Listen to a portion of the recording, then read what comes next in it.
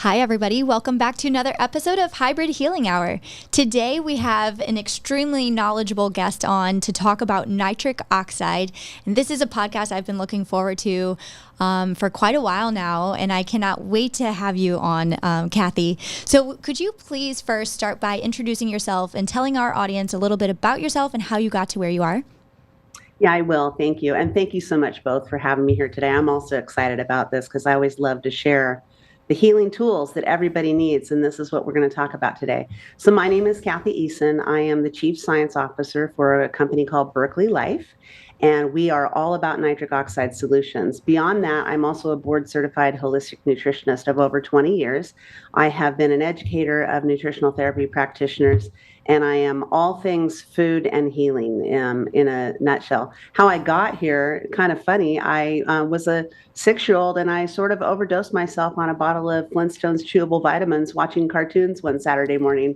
I feel like that perhaps foreshadowed my career in nutrition. I'm a lot more responsible about the use of nutritional supplements today. And I'm just pleased to be here to talk about healing tools for getting nitrates in the diet and nitric oxide and blood flow through the body. And this has become a really popular subject lately. You know, my background, I did a nephrology fellowship. So 30 years ago in nephrology, we were talking about nitric oxide and how it's the most potent vasodilator in the body. But the problem is you can't get nitric oxide to stay around long enough, right? It's broken down immediately. And so now 30 years later, we're talking about nitric oxide again. Yeah, and same for me, doctors. I was studying it as part of my exercise physiology degree a long, long time ago, looking at the impacts on vasodilation and performance recovery. And then it sort of just got less popular because it's not really a big shiny molecule. It's a 2-atom molecule. It has a half-life of 2 to 3 milliseconds, and then its work is done. But what we can do is train the body to keep stores of the substrate, the ingredients to make nitric oxide available throughout the day, through 24 hours a day, and especially important as we age to keep that vasodilation property in effect. And with your background, how did you pigeonhole or narrow it down into talking more about nitric oxide specifically? Like, what interested you more out of all the integrative things you do? Yeah, I post-pandemic time, I had a virtual practice, and I was getting a little less enticed about working one-on-one with people virtually. I'm also a body worker by trade, so I like to really be hands-on with people and be in a room with them and observe and talk and all those things. And I was looking for a team, and I was also treating a patient from a distance, and I sent an order of Berkeley Life nitric oxide to that patient. And the very next day, the phone rang, and somebody at Berkeley Life called and said, "Hey, would you like to be a part of our team?" And I went, I'm using this product across and using the education of dietary nitrates across all of my patients. Why am I not using this for myself? So long story short, I took an interview, found my team, found my people, and started really diving into the science of it because I am a very foundational provider. This is about as foundational as it gets, is to discuss, blood flow, what that means to the body, how it gets nutrients, oxygen around the body, how it helps remove waste. And I think that's something that in traditional medicine, we're not really focusing on that these days. So I want to get people back to the real basics. So this is an opportunity for me to do the research, work with researchers across the world to do more clinical trials, which is something Berkeley Life is really proud of. And then also just bring really applicable information to the everyday person. That's the goal. So you kind of already touched on a few things, but could you explain exactly what is nitric oxide and why is it such a vital molecule for human health and often known as the missing nutrient in foods? Yeah, the missing nutrient, coined as the miracle molecule back when it was awarded, I shouldn't say the molecule, but the researchers studying nitric oxide were awarded the Nobel Prize in Physiology and Medicine for their work discovering this as a potent signaling molecule, particularly for vasodilation or opening blood vessels. But now we know there are so many more mechanisms that this molecule signals. So in the body, it's a tiny little molecule. It's 2 atoms. It's nitrogen and oxygen. And because it's a gas inside the body, it has a very short half-life. So what we have to do to keep producing it, because it's so important in so many systems in the body, is we have to ensure that we have a continuous way to make it. In our bodies, we have two pathways to making nitric oxide. One, it involves enzymes. They're called nitric oxide synthase, or NOS. And as we age, those enzymes typically don't work as well. We have increasing oxidative stress within our vascular system that prevents those enzymes from working well. We're discovering more and more about genetic, they're called polymorphisms, but variations that prevent people from making nitric oxide as effectively as they could. And they also are subjected to a lack of general nutrition that feeds those enzyme pathways. So it's estimated that as we age, we lose about 50% of our capacity to make nitric oxide by the age of 40. Couple that with increasing oxidative stress that everybody on this planet is exposed to, and we start to see younger and younger people with signs and symptoms of deficiency in this really important molecule. So the other pathway to making it is through the diet. And as a nutritionist, this is my favorite pathway because I want people eating dietary nitrates on a regular basis, enhancing their body's own ability to break them down into the substrates or the precursor ingredients, if you will, to making nitric oxide.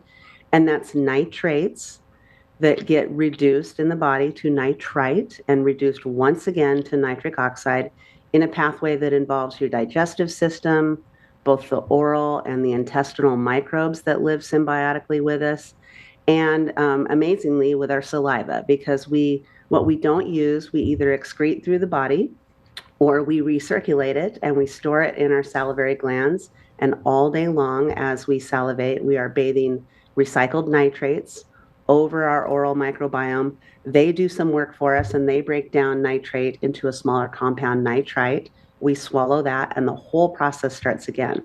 So the idea, I think it's the body's beautiful complementary system, that we have ways when enzymes start to fail as we age, naturally fail, and sometimes are enhanced failing because of oxidative stress, as I mentioned.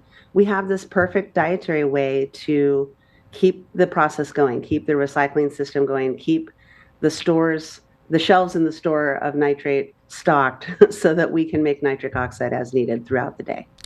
Are there dietary disruptors that can affect that pathway? There are, and it's all the common ones that you talk about a lot on the Healing Hour. It's excessive sugar, excessive alcohol, it's processed foods in general. You know, as a nutritionist, and I'm sure both of you too, we're big whole food believers. And so as soon as we start to allow more labels in our life and more things that we can't pronounce on those labels, we're starting to put stress on our vasculature. That's starting to degrade our ability for those enzymes to work. And we're also just not feeding the body with enough nitrates as the raw ingredient to make nitric oxide. There's some lifestyle factors too that we should talk about. Lack of exercise and a sedentary lifestyle is a big compromise to making nitric oxide.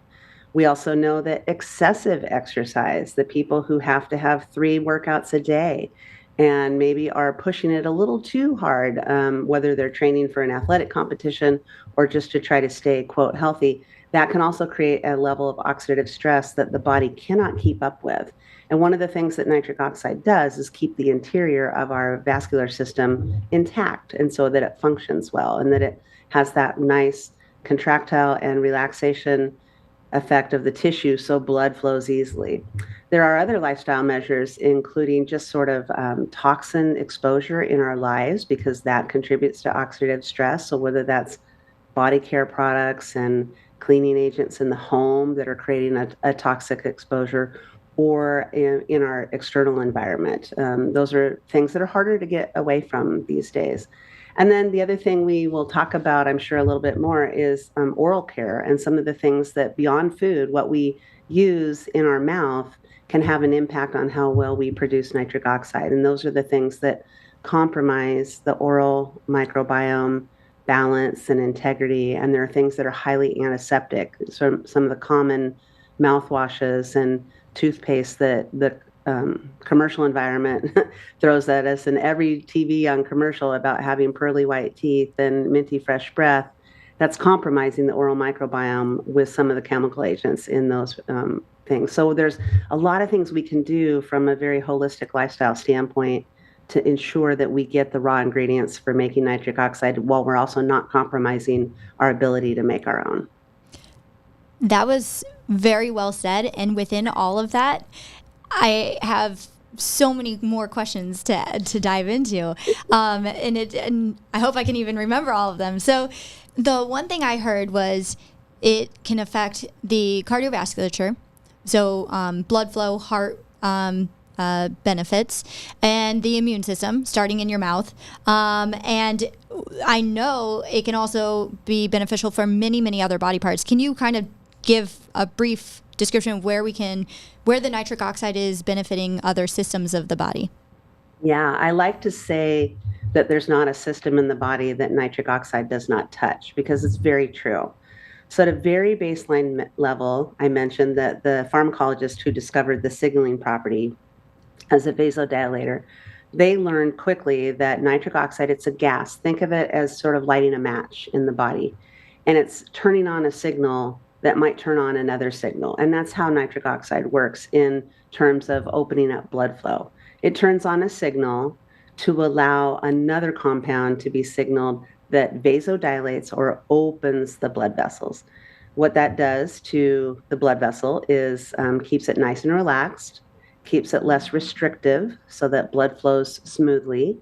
Nitric oxide also plays a role in the vascular system by by helping inhibit platelet aggregation. So it's going to contribute to inhibiting blood clots and inhibiting restrictions to blood flow. So think about what that does. There's not a place in the body that blood flow doesn't go, right? It goes everywhere. And we also know that in that healthy blood flow are red blood cells carrying oxygen to all our tissues. That includes the tissues of the brain. So one way we can talk about nitric oxide is that not only does it increase blood flow, which is good for heart health and blood pressure regulation, but it also increases blood flow to the brain, and it increases the signaling properties of the neurotransmitters that help us with mood and memory and learning and attention and focus. And I think that's one of the biggest things that people tell me. Beyond the creation of energy, they feel like they have a little more mental clarity when their nitric oxide status is kept consistent. Other systems that are involved, we know that nitric oxide plays a role in the digestive tract. Not only do we need good digestion to help us break down nitrates to make nitric oxide locally in the digestive tract signals gastric motility. So it's going to help with assimilation of nutrients in that small intestine area. We also know that it works as a prebiotic to feed the beneficial microbes in the large intestine. So anybody with gut issues, this is helpful for them. And by the way, nitric oxide also signals a mechanism that helps repair some of those gaps in the intestinal system that we know as leaky gut commonly, as talked about, in the popular press. Other systems, we know that nitric oxide plays a role in the endocrine system and balancing hormones. And there's a lot of great research coming out on what this tiny little molecule does in terms of making sure both men's and women's hormones are balanced, but also our stress hormones. And I think in this modern world, the stress response is really amplified for a lot of people. And we're seeing a lot of people with sort of a hyperactive nervous system and a hyperactive stress response that they're stuck in and they can't get out of. And we've got lots of healing tools for that. But at a physiological level, baseline level, nitric oxide helps with that. Nitric oxide signals the immune system to attract the right types of white blood cells to fight infection. And in certain instances, it can act as like its own little antibiotic and anti-pathogenic agent. So again, there's not a system in the body that nitric oxide doesn't play a role in signaling some sort of protective and healing mechanism. It's amazing. I mean, basically, I feel every single person should be on this. I mean, especially over the age of 40, it sounds like, when we start depleting or the ability to hold on to it, right? And even when you went back, I mean, I keep thinking in my head when you said you talk about, the digestive enzymes starting in your mouth, and I feel like chewing alone is so important to chew your food. And, you've always heard your mom say, chew your food, but it's like, yes, I think we need to slow down, chew the food, let the enzymes do their job, and help convert like you said. Absolutely. I love that you say that, because that's one of my big life goals, is to get people to chew more appropriately and more thoroughly. And, we're all human. You get in a fun situation at dinner and you're laughing and you're talking and don't chew as much. It happens. But the more we do that mindful eating on a regular basis, not only are we, helping the rest of our digestive system by breaking down our food a little bit more early in the process, we're also signaling our brain to turn on the chemical cascade of digestive things that need to happen for our food to really serve us well. And when we don't chew our food, we're bypassing a whole lot of nutrition because we're simply compromising our body's ability to take it in. Absolutely. On our podcast in the past, we've talked a lot about the endothelial glycocalyx. Can you talk a little bit about how nitric oxide works there? Yeah, absolutely. And I'm glad you talk about that, because that's another another layer of the onion of the vascular system, if you will. So nitric oxide enzymes, those NOS enzymes, they're called endothelial nitric oxide synthase. They do their function within that endothelial glycocalyx.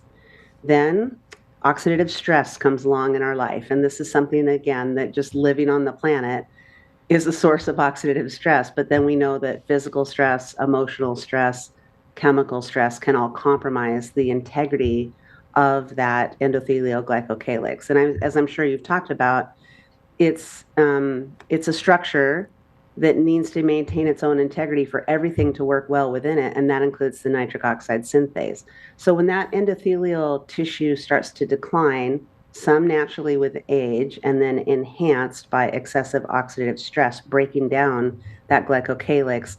I like to talk about it as, the enzymes that are there to function to make NO are maybe they're crumpled over. It's like somebody came through and rusted the interior of the glycocalyx, and now those enzymes don't work as well. So now we start to see a decline in nitric oxide production. The beautiful thing about the complementary system having a dietary pathway to making NO is that we can repair that endothelial glycocalyx and repair the function of the enzymes, even with aging, by eating dietary nitrates that help us produce more systemic nitric oxide. That systemic nitric oxide signals stem cells to come to the area that needs repair and can help repair that endothelial glycocalyx. And when I found that in the research literature, I'm like, well, this is a no-brainer. And we know that 9 out of 10 Americans are not eating the minimum recommended amount of vegetables daily. We have got to find a way to bridge the gap of what's not coming in the diet and help people get some of that endothelial glycocalyx repair support from this complementary pathway. So as soon as we see people with improved, when they're working with functional medicine doctors, we see people with improved calcium scores in their vasculature. We see people with, reduced signs of oxidative stress. There's some other functional tests through urine and blood testing that are done, as I'm sure you do in your clinic. Mm-hmm. And we start to see the impacts of improved glycocalyx function, brings down oxidative stress, blood flow is going up. You might do some circulation type tests in your clinic too, and you would see those improvements there too. But for me as a nutritionist, the thing I hear the most is increased energy, because, by the way, nitric oxide signals the mitochondria to regenerate themselves, and they're more efficient and effective at producing cellular energy. That results in increased perceived energy for just activities of daily living, but also, walking the dog and playing at the park with the kids and all those things that we want to be able to do healthfully through the lifespan. So I really love that we can do something about the aging process. I'm not big on the anti-aging topic, only because we're all aging. And as last I checked, nobody's leaving this planet alive. But right. I want to live with a healthy health span, and I want to live vibrantly throughout the ages. And I think that's what we can do by supporting our nitric oxide pathways. That's exactly what we say all the time too. Mm-hmm. We don't like the term anti-aging, right? We can't reverse aging, but we can definitely increase the quality of life. Absolutely. And why would we want to lose all our experience, right? Right. I've earned all this experience. I want to use it to good. Exactly. The one thing we haven't talked about is what are some signs and symptoms of having low nitric oxide? Yeah, the list is long, but I'll give you sort of the Some top, top several, 10 which is the first thing is low energy and fatigue. Things like the person who's grabbing an extra cup of coffee in the afternoon because they just don't feel like they have the energy to get through their workday, or, they need a boost before they go pick up the kids from school. So energy, fatigue, sluggishness, coupled with that, sleep and sleep disruptions. We know that nitric oxide plays a role in stimulating the anterior pituitary and playing a role in the sleep-wake cycle. And we see when people are depleted, we see sleep disruptions. Either they can't fall asleep or they can't stay asleep. Cold hands and feet. When you have less blood flow, you are going to have less circulation to those peripheral tissues. And so we see a lot of complaints of temperature regulation, whether it's peri and menopausal women and hot flashes and night sweats, or it's people who just can never have warm enough hands, and cold hands and feet is a big one.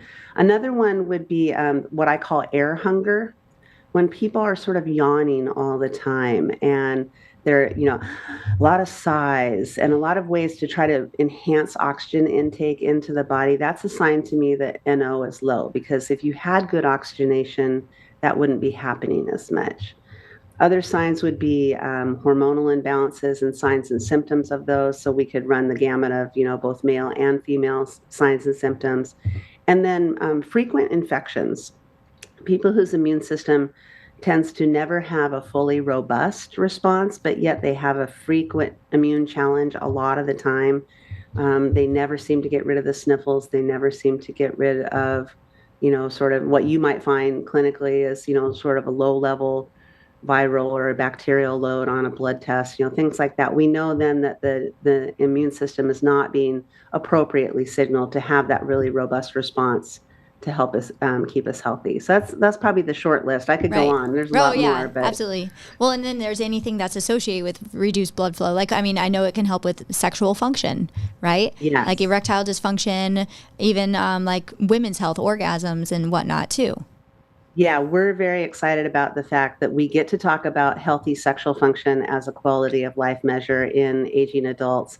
And we're super excited to be part of the conversation in terms of the research. So Berkeley Life we have a scientific advisory board. They are international. I get to work with really smart people every day who are doing female sexual function trials. Right now we're in our, the phase 2 is about to start. So we did a pilot study.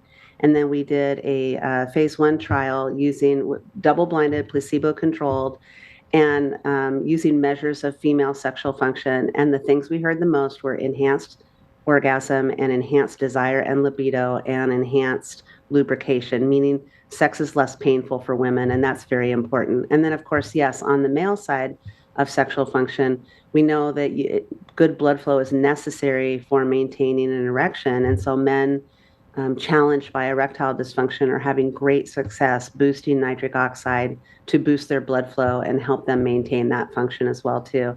And that turns into happier quality of life for a lot of people, and we're really proud to be part of that research going on for it. I can't wait to hear the end results of that, all the data. Yeah. And, I would love to hear more. I'm a big, I love the data, but I love the clinical testimonials, so when women and men are experiencing changes that they didn't anticipate from using a really foundational support and making some really basic lifestyle changes, that's the kind of data that I'm looking for, is to hear people making positive, healthy changes and having it really bring big results. And on that note, I actually have a question about sexual wellness in the sense of, there's medications out there, the PDE5 inhibitors like Cialis, Levitra's out there, Viagra, right? So we know that we can't prescribe those with nitrate medications, like which are typically cardiac medications, like isosorbide dinitrate. But what if we have somebody who's already on one of those medications like Cialis or Viagra, or like Cialis on a daily basis, right? Say that, like a 2.5 or 5 milligram. Can they do an NO supplement with that, or I They mean, can. okay. One of our key medical advisory board members is Greg McKettrick. He is a pharmacist. He has a really well-known erectile dysfunction protocol that Berkeley Life nitric oxide products are a part of. He does a lot of speaking on our behalf at conferences for men's sexual function. And the difference being that the dietary nitrates in the formula and in the diet, that you would get from eating all the leafy green vegetables, and I'm sure we'll talk a little bit more about the dietary stuff. Those nitrates are what are known as inorganic nitrates, and they have a unique chemical structure from the organic nitrates that are in the cardiac care realm of medications. They do not act on the same, they do not act physiologically. They don't have the same mechanism. We don't build tolerance to the inorganic dietary nitrates, so it's just why it's important to keep ingesting them. With those medications, the nitroglycerins, things like that, individuals can build a tolerance, and therefore the dose has to go up in order to maintain effectiveness. The same is not true with dietary nitrates. You will never fully accommodate to eating a spinach salad every day of your life. It is okay. As long as you are chewing your nitrates, chewing your food, you're going to need that, because in the body, that inorganic nitrate has a half-life of 8 hours. When it's reduced to nitrite, it has a half-life of about 45 minutes. And when it's reduced to nitric oxide, we're talking milliseconds to 1 to 2 seconds at most. And so and then we recycle what we don't need. So we have to keep ingesting those. And the inorganic dietary nitrates work on the same mechanism of action as the PDE5 inhibitors. So what Greg McKettrick would tell us is that they are a perfect complement to each other, because it allows men to utilize the medication for a longer duration without having to increase the dose. And that it's actually enhancing the function and the efficacy of that medication. That's wonderful. Can you clear up some confusion our patients may have, because we tell them to stay away from processed foods or ultra-processed foods, and a lot of times those foods have nitrites and nitrates in them as preservatives. What is the difference? Are those organic? Those are not organic. They are inorganic dietary nitrates. However, let's just paint the picture of some, charcuterie boards have become so popular. There's, tons of Instagram reels and Pinterest, about how to make the perfect one. So it's just like anything else. The ingestion of those processed nitrates, meaning they're usually synthetically produced nitrates and nitrites. They're technically nitrate salts or nitrite salts. They are synthetically produced. There are better than versions, meaning you can find some nice charcuterie meats with, grass-fed animals that are cured with celery salt, which is a natural nitrate salt. That's different than taking a chemical element and using it in a high concentration, usually along with another preservative like sodium benzoate, to increase shelf life. Those are very hard for the body to digest. We don't see them. We don't metabolize them as a natural process. And then here's the other problem. Inorganic nitrates that we find in healthy foods like spinach, kale, arugula, beets, celery, rhubarb is one of my favorite kind of hidden nitrate foods.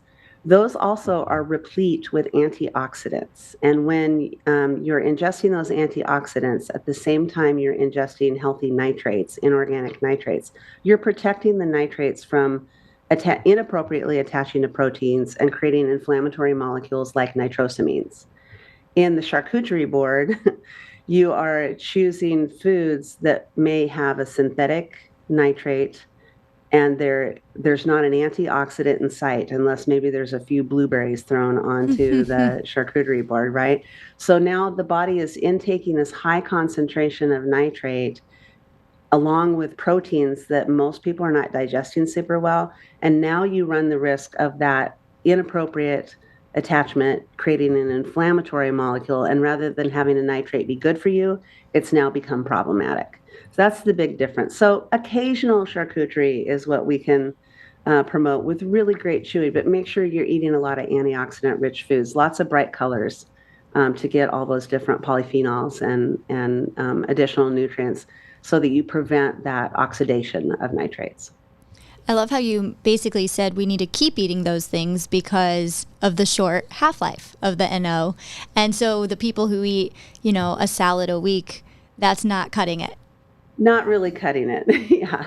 And especially, coupled with that deteriorating endothelial glycocalyx from oxidative stress, most of us need to bridge the gap more than we think. And so the daily habits are really what are going to improve the function of that endothelium and keep the nitric oxide levels up and keep us healthy, keep our blood flowing. How accurate are the nitric oxide salivary tests that are out there? Because we've both I'm done so them glad on you each other. brought that up. I happen to have some Yes, here because we I have wanted those. to test myself before our podcast today. So I'm a leafy green eater. I eat lots of them. I eat them for breakfast, lunch, and dinner. I'm really into vegetables. I am an omnivore, so they are a part of my diet. They are not my entire diet. I still take my nitric oxide support because I am well over 40 and I want the energy and the stamina and the mental acuity, and I want this healthy quality of life. So I take mine every morning. And before I take it, I use a salivary nitrite test. And what you're doing is you're taking a test strip, you're getting it moistened with your saliva.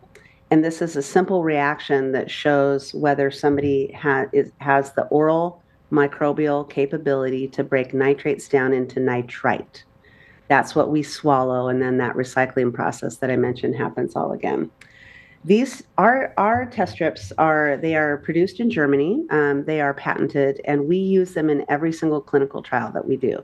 So we know that they are clinically correlated to relative values of blood and saliva nitrate and nitrite concentration. That is measured in the lab with our trials are typically 12 weeks, and we'll do daily measurements with our subjects, but we'll also do laboratory measurements at several points along the way.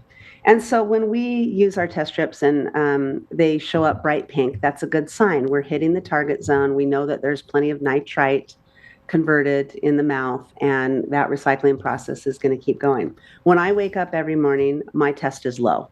Even though I eat well, even though I exercise, even though I don't smoke, I don't use those antimicrobial things in my oral hygiene care, I'm still low. This is life, and for busy people. I take my 2-capsule dose and I wait. For me, my digestive system is pretty optimal right now. And so it takes about 45 minutes for me to see a result on my test strip. A lot of people, it takes more like 90 minutes. Mm-hmm. We need enough time for swallowing the nitrates we ingest, have them broken down, assimilated into the bloodstream, recirculated to the saliva glands so we can test them. And while we are just looking at colors on a test strip, those colors represent actual laboratory ranges of values. So we can't quantify the number of nitrates that we're picking up in the mouth with these test strips, but we do see a clinically correlated range from low to optimal. And that's really what we want people to, they're fun little biohacking strips for the people who really need to know, is this working for me? Is my routine working for me? Am I depleting too much nitric oxide when I get 3 workouts a day in? Am I eating enough vegetables? We can use the test strips to help keep our levels more consistent over time. We will see changes. We should. Overnight, our body is doing a whole lot of detoxification, and guess what? It takes a whole lot of blood flow to do that. And blood flow requires vasodilation, and vasodilation requires NO. So we should expect that in the morning we won't be as optimal as we'd like, but that reminds us I need to saute some greens with my breakfast this morning. I'm going to add a salad to the meal plan tonight. I'm going to get out and take that walk in nature, because guess what? As soon as I get out in nature, I get a little vitamin D exposure. We're also optimizing NO production in the body. We know that there's a distinguishment there, a role there. So the test strips are fun for that reason, and they also are valid in that, again, we can't quantify. It's a gas with a half-life of 2 to 3 milliseconds. So unless you were in a laboratory setting and hooked up to a device, you wouldn't be able to notice the change in NO. But what we can track is the change in the precursor ingredients to making it. I love it. I know we did the test strip, and that's when I got those, is because mine was bad. And so I definitely can see a difference when I take the NO supplement. And I eat healthy. I eat leafy greens. I mean, I don't even like iceberg lettuce. I do like spinach salads, you know. But you know, and I do those regularly just because it's only going to help. It's not like I looked at the test strip and said, "Oh, screw this, I'm going to eat like crap." No, you know, and that's what I hope most people don't do. But they can realize how good they can feel when they do supplement with NO. Yeah, and I have a lot of patients experimenting with, you know, we know that our test strips are clinically correlated to a standardized dose of nitrates. Is that standardized dose in every spinach salad I eat? Probably not. And part of that is because spinach nitrate values change from season to season. They change from organic to conventional. They change, interestingly, there's research that they change based on the phase of the moon and when the spinach is harvested. So we know that in a supplement form, we can standardize it, but we don't know that about our lifestyle. So what I like to have people do is like just experiment, you know, go crazy with leafy greens this week and test yourself and see where your levels are. And get outside and take a walk every day at the same time and see if that afternoon level of nitric oxide is a little higher, simply because you got out and got some exercise, which helped with nasal breathing, and nasal breathing helps contribute nitric oxide production in the parasinus cavities. That's going to get quickly into the bloodstream to help us with blood flow throughout the body, but especially in the brain. You know, we think about how close are these sinus cavities to our brain function, and I think this is why people notice that sort of increased mental clarity and focus later in the day when they're consistent with their habits around nitrate conversion. And I also, talking about sinuses too, like we did a podcast previously with somebody about natural ways to keep your sinus cavities healthy, and we already know that NO helps with the immune system, and so we know the link between your oral microbiome with the nasal microbiome, and in addition to everything you already said, how it's going to affect you neurologically and endocrine system. We know breathing helps relax the adrenal system. You know, like it's just an all around benefit. This is why it's called the longevity molecule, the miracle molecule, the missing nutrient. This is why and I think it's not flashy enough, so it doesn't get the reputation that it deserves, because it doesn't sound cool enough. But I'm here to tell you, it's really cool. It's really cool. Molecule in the body. Is there a sweet spot for nitric oxide levels? Can you have too much nitric oxide? You can have too much nitric oxide, but here's where you see it. In that enzyme-driven pathway to making NO, beyond just the endothelial tissue, we also make it in neuronal tissue. That is called nNOS. And then there's also an inducible form. Inducible nitric oxide synthase upregulates the production of nitric oxide in an immune challenge to act as that anti-pathogenic aid. In my clinical practice, I work a lot with autoimmune disordered individuals and helping them with dietary changes and support for that. And they are individuals who you would see increased nitric oxide when they're in an autoimmune flare. We know the body would be upregulating that iNOS activity. There could be too much nitric oxide that then is having more of an inflammatory effect, because that's part of how the immune system works, right? There has to be something that stirs the pot, call it a virus or a bacteria, something that attacks it, that's our immune system. An overly strong attack, now we start to attack our body's own tissues, an underperforming attack, and we never mitigate the problem that came in the first place. So we want that balance.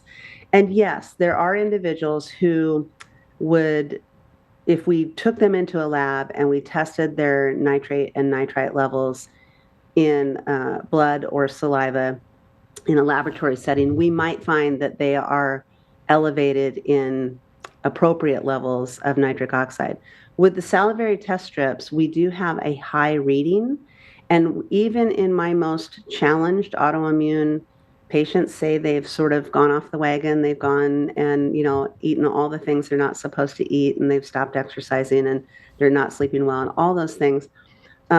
Even in those individuals who've gone into a flare, I have yet to find anybody who repeatedly tests high on the test strip. And I have worked a lot to look into this, can I support the dietary nitrate pathway at the same time somebody might be in a flare up?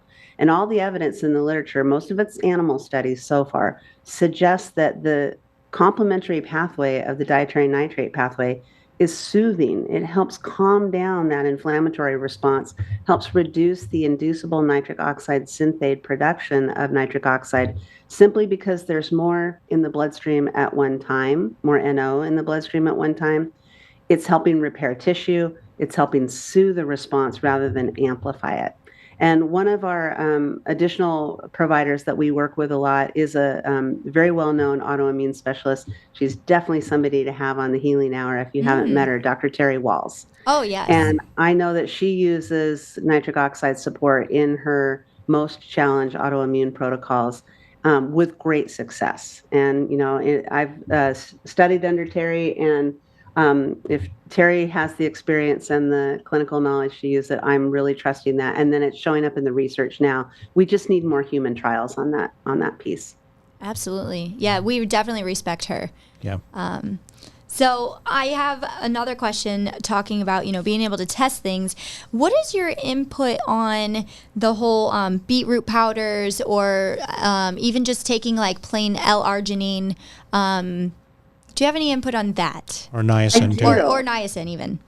Yeah, I do, because this takes me way back to studying exercise science and physiology and learning about nitric oxide many, many years ago, decades ago now, and being told that, just give them some beetroot powder. It's going to increase your athlete's performance and help them recover more. And they might have some pink urine because they're not digesting super well, but that's just a byproduct of it. And here, the research I've done, and we use beets in the Berkeley Life formula. We use specifically organic fermented beets because it's been shown that the nitrate bioavailability is greater in a fermented form. So from a nutritionist standpoint, I would rather people be using a homemade beet kvass or even a commercially prepared one. That's a fermented beet beverage that is really easy to make, but maybe a little easier to buy in a grocery store. And I would rather have them use that because it increases the availability of the nitrates. In powdered form, it takes a whole lot of concentration beetroot to get the same quantity of nitrates that you would get in 2 capsules of Berkeley Life, but also in many other products on the market. And how do I know that some of those beetroot-based products aren't working? Is I have my patients use the test strips, and I have them do a before and after ingestion. And if they're not really converting them, we can suspect a couple things. Just like I said, spinach isn't spinach everywhere in the world. Mm-hmm. Beets in commercial supply, their nitrate concentration is all over the map, and oftentimes it's much lower than we think. And so unless a product has really clinically standardized it, you can't really be sure that you're getting what's on the label. Then we have the products on the market that use L-arginine or another amino acid, L-citrulline, to boost nitric oxide. And I've used these a lot clinically over the years. And I personally stopped using them when I found the dietary nitrate pathway to be more effective. Again, because I was using test strips before and after to see, are these products even working? And I was finding that in a lot of my patients, it wasn't working. And I felt, terrible, like I'd been wasting their money. Then I also looked deeper into these genetic variations that prevent the enzyme from working well, because that's what arginine is feeding. It's feeding the nitric oxide synthase pathway. It's not a bad thing to do, but I'm a bigger proponent of taking it a step back, getting quality proteins in the diet so that the body has its own adequate levels of L-arginine to contribute to that cycle. And one thing that the science literature shows us is that sometimes by taking a concentrated dose of L-arginine, you can increase that INOS pathway.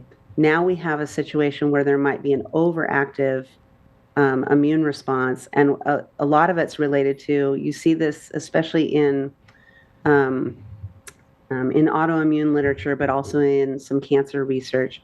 You see that L-arginine push is upregulating things like virus load. So people with maybe a low-level viral load are having viral flare-ups that weren't there before because that pathway isn't functional, and now we're overdriving it with something that's contributing to iNOS, which is contributing to an overactive immune response. And so I want to try to avoid that. There are some great products out there that contain that. I would say test via symptoms and test strips and other metabolic markers to see if those things are actually working for the patient. But most of those type of amino acids you can get naturally through diet as well. Yes. And then you could just, if you eat healthy, you're getting those, and then you could just take your NO supplement. Yes. Right? Yes. I mean, yes. That's what I know. I think it's in my BCAs, and I was getting that, but my NO was still low. And so, and I like beets. I eat beets, but you're right. I mean, I feel also our soil is just not as nutrient dense as it used to be, and there's many factors, as you've said. Yeah, many factors, and and again, that we can't emphasize enough that oxidative stress is just a daily factor of life for a lot of people, and those of us choosing to live a holistic lifestyle and incorporate all these elements we talk about, we have a better advantage. But there's a lot of people who really can't escape that impact, and so we have to do something to bridge that gap. So I'd love for you to talk about a couple of the Berkeley Life products. One is the capsule you mentioned. It's 2 capsules a day. And then you also have a gum, correct?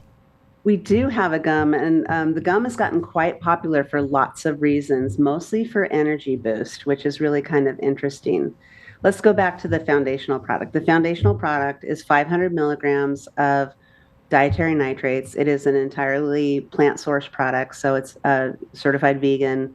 We have clean label standards across the board with our product. In the formula is also magnesium for helping relax the blood vessels. There is vitamin B1, which is protecting the integrity of that endothelial glycocalyx. We have a methylated vitamin B12, which is helping the red blood cells carry oxygen.